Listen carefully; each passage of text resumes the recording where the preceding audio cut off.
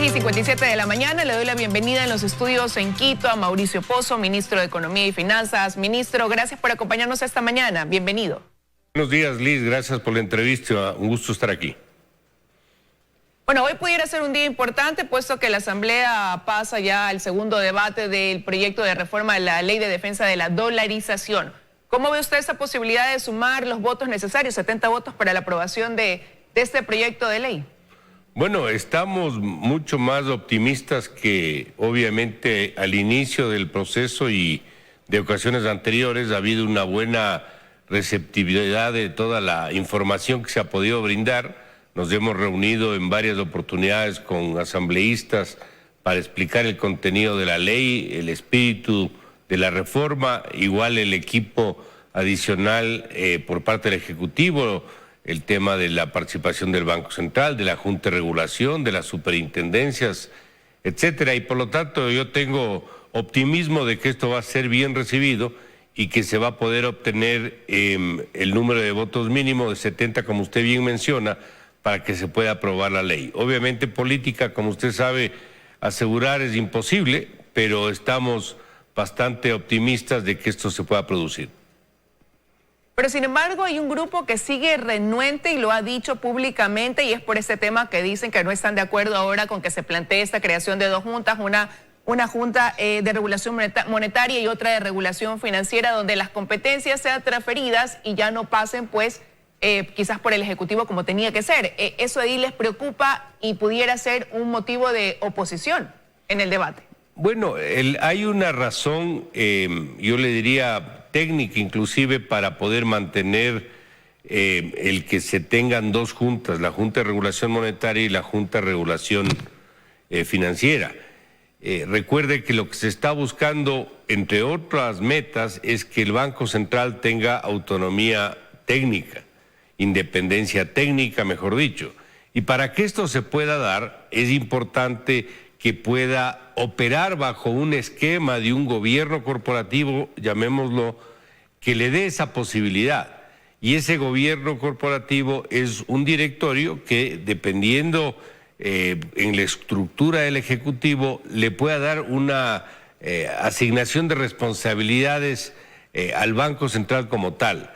Si a ese organismo, si a ese directorio llamada Junta de Regulación Monetaria, usted le asigna otros roles, es decir, que pase al mercado de capitales, que pase a controlar compañías de seguros, que pase el tema de seguridad, de salud, de seguros de salud, entre otros, desfigura ese concepto de que tenga una estructura orgánica para el Banco Central per se y le distrae en otro tipo de funciones y responsabilidades. Por eso es que existe la lógica de que usted tenga una Junta de Regulación Monetaria para que dictamine las políticas que vaya a aplicar el Banco Central y otra Junta de Regulación Financiera que se encargue del resto del sector, es decir, de los bancos públicos, privados, de las compañías de seguros, del tema de valores, etcétera. Esa es la lógica. El rato que busca fusionar estas dos juntas en una sola, se pierde ese espíritu de autonomía y de independencia técnica que estoy explicando. Ahora habrá que ver cuántos legisladores lo entienden así y cuántos no, y se mantienen dentro de esa oposición férrea a que se apruebe este proyecto de defensa de la dolarización. Bueno, siempre va a tener usted asambleístas que no estén de acuerdo con algo. O sea, es imposible que de 137 legisladores, asambleístas, todos estén de acuerdo en todo. Eso es imposible. Pero obviamente hay sectores, grupos, movimientos políticos que han entendido y que están apoyando el proyecto de reforma. Hay otros sectores que usted diga lo que diga o explique lo que explique, van a votar en contra, hasta por razones eminentemente políticas. Con esos sectores es mucho más complicado arribar a una suerte de respaldo, pero en el resto sí. Y sobre esa base es que le menciono que estamos con optimismo de que pueda ser aprobado, yo le diría hasta con algunos números más de los 70 votos. Esperemos que no fallen los cálculos, las gestiones que se han realizado y de esta manera poder tener la aprobación de la ley. Como lo he dicho muchas veces, esta es una ley que beneficia al país, le beneficia al siguiente gobierno, le beneficia al actual gobierno, le beneficia a los futuros gobiernos, le beneficia a la ciudadanía y le beneficia a la dolarización, que es respaldada por el 95% o más de los ecuatorianos. Por eso es que hay que apoyar la ley. Pero mire, como usted decía ahora, siempre va a haber asambleístas que no van a estar de acuerdo, ¿no? Pero ahora hubo 119 asambleístas que sí se pusieron de acuerdo para aprobar que este IVA que provenía de las adquisiciones que hagan municipios, prefecturas, juntas parroquiales, universidades, ya no pase al Servicio de Rentas Internas, sino que se quede con ellos. Eso de ahí, ¿cómo afecta en ese caso al gobierno, el hecho de ya no recibir esos recursos provenientes de ese IVA? Bueno, hay muchas decisiones que no tienen una explicación lógica, porque el caso que usted menciona es similar al caso de la aprobación de la ley de educación intercultural, donde todos los asambleístas votaron a favor de esa ley que no tiene financiamiento, no tiene recursos para poder justificar un egreso que equivaldría a subir el IVA del 12 al 18%, imagínense, 6 puntos solo para cubrir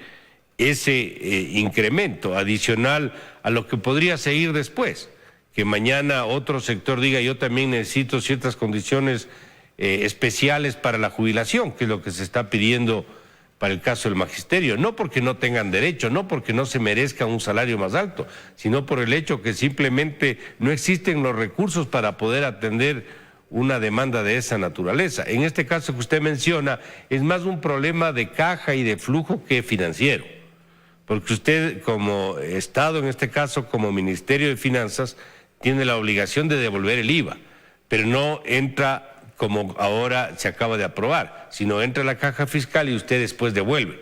Y a veces por las necesidades esos recursos se usan y por eso existen a veces atrasos. Ahora esa posibilidad no va a presentarse porque va a pasar directamente a los GATS o a las universidades. Entonces lo que va a pasar es que va a haber una estrechez de liquidez. Es decir, no me va a afectar el ingreso, pero sí la liquidez. No voy a contar con toda la liquidez que estaba recibiendo en el pasado.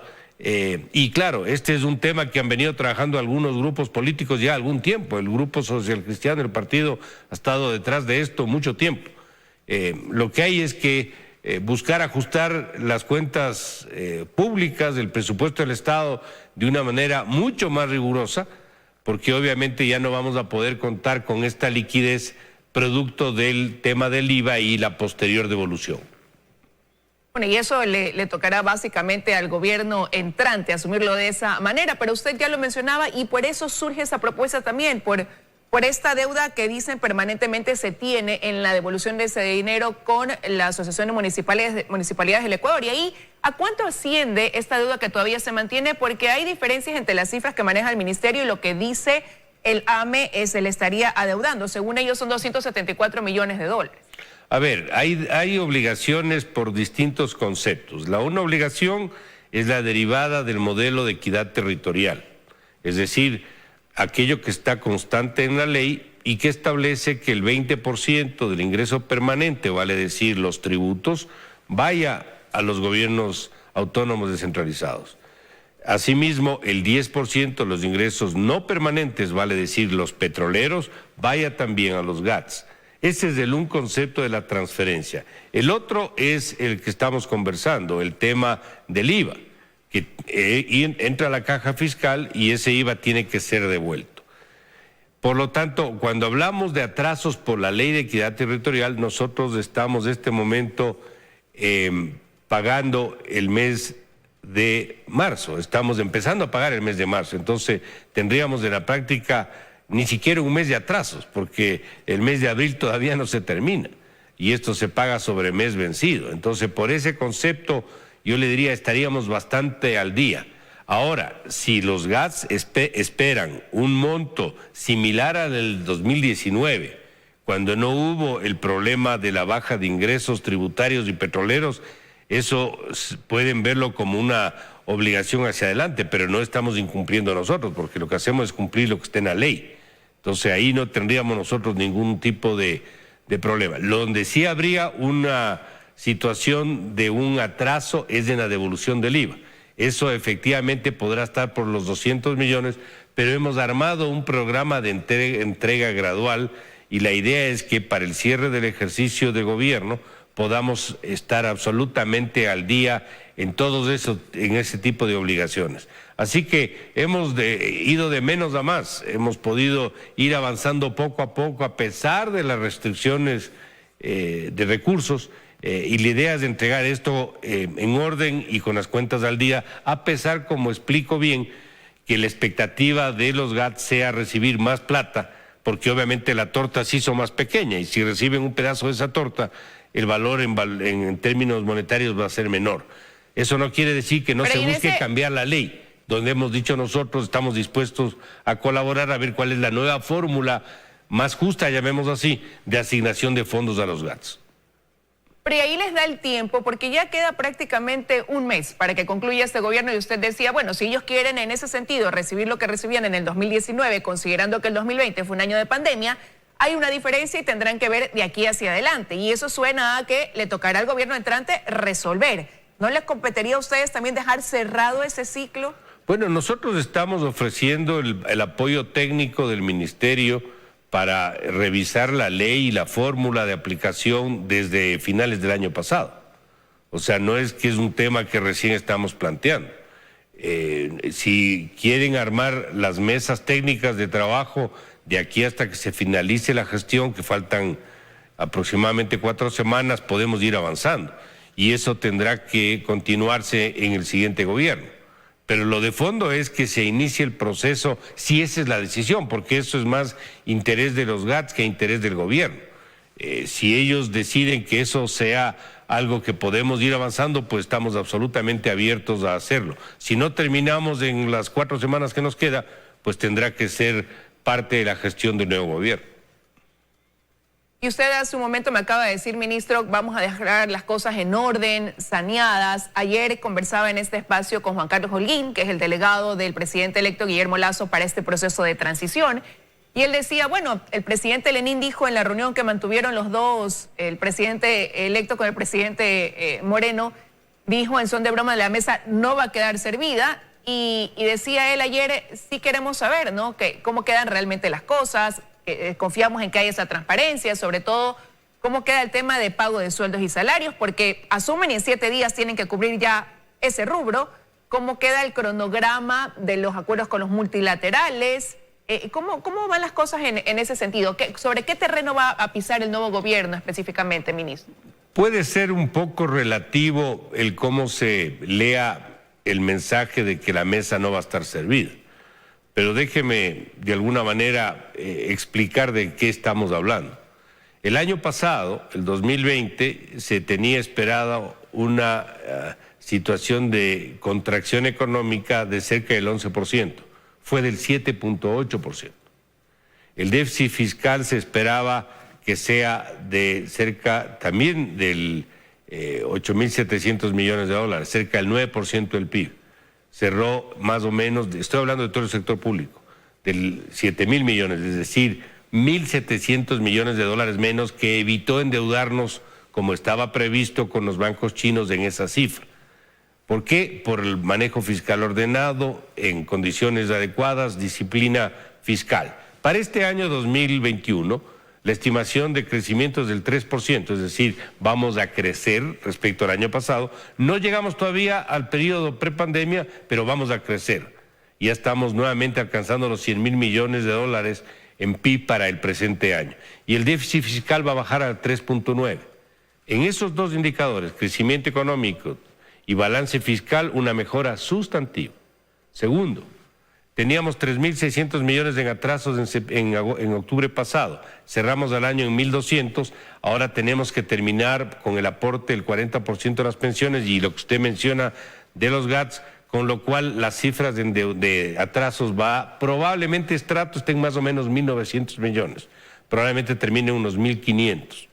Por lo tanto, fíjese la reducción del monto de atrasos. Tenemos superávit fiscal, superávit comercial al cierre del año pasado y los primeros meses. Producto de baja importaciones por la contracción, es verdad, pero hay más dólares que ingresan de los que salen. La liquidez en el sistema financiero crece a 2 dígitos. Tenemos febrero y marzo incrementos recaudatorios positivos frente a los mismos meses del año pasado. Y en empleo mes a mes, a pesar de que no podemos todavía recuperar los meses precrisis, también hay una tendencia a la mejora. Las reservas internacionales no han bajado de 5.000 millones desde agosto pasado. Y vamos a entregar 2 acuerdos internacionales, el uno firmado con el DFC, donde podemos acceder a 3.500 millones a una tasa inferior al 3% anual, y un acuerdo con Estados Unidos que está próximo a suscribirse, más la Alianza del Pacífico, donde también estamos en buen camino. Todo esto, he citado solo unos pocos indicadores que indican de que hay un norte, que hay una ruta, que hay un objetivo al que estamos poco a poco caminando. Que esto es un trabajo de permanencia, de perseverancia, de constancia hacia adelante, por supuesto que sí. Que hay todavía cosas por hacer, por supuesto que sí. Vamos a dejar 3 reformas económicas que sean impulsadas por el nuevo gobierno en el campo tributario, laboral y pensional. Entonces, con todo eso, yo le diría una economía financiada, en orden, con mejor imagen internacional, con a dónde se puede dirigir, sabemos dónde estamos moviéndonos, y eso es entregar una situación económica bastante mejor de la que tuvo el país hace 4 años, a pesar de la crisis por la pandemia del año pasado. Entonces, podemos relativizar el concepto si esto es mesa servida o no es mesa servida.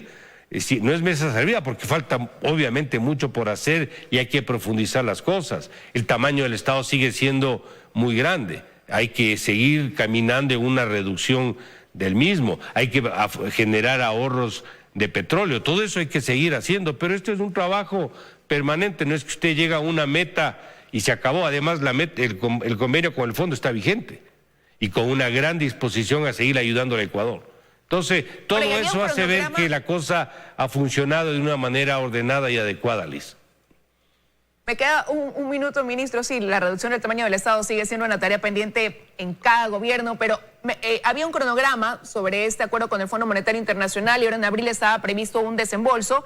Estamos con esta ley de defensa de la dolarización que es como un requisito para ese desembolso. Ese dinero, sin haberlo recibido, ya estaba programado. ¿Qué pasa ahora, por ejemplo, con esa cantidad que el país pudiera dejar de recibir porque está en stand-by en este momento? Nosotros estamos trabajando con la hipótesis de que no nos va a llegar a nosotros hasta el 24 de mayo esa plata, que eso va a llegar después. Pero no estamos con el escenario para el año que no va a llegar, porque contamos que eso sí puede entrar, creemos todavía que la ley se va a aprobar. Y además, recuerde algo, estas son cifras de revisión cuatrimestral en este año con el fondo, es decir, al cierre de abril, usted revisa y sobre esa base, más la reforma cualitativa de la ley, solicita el desembolso del fondo una vez que el directorio lo apruebe. Pero para ello requiere tener las cifras de cierre de abril. Y las cifras de todo el sector público, no solo del gobierno central, siempre se demoran un poco. Yo calculo eso un mes, un poco más. Por lo tanto, eventualmente el desembolso puede estar llegando en el mes de junio. Pero hay una gran disposición del fondo y ahí probablemente las conversaciones que se lleven a cabo entre el equipo económico saliente, digamos así, y el que ingresaría, puede dar lugar a cierta flexibilidad del fondo. Veremos qué sale de eso, pero el convenio está vigente con una gran apertura y con las metas que se están cumpliendo poco a poco. Quiero agradecerle al ministro Mauricio Pozo por haber estado esta mañana con nosotros. Que tenga un buen día, ministro. Muchas gracias, Liz, de la Orden.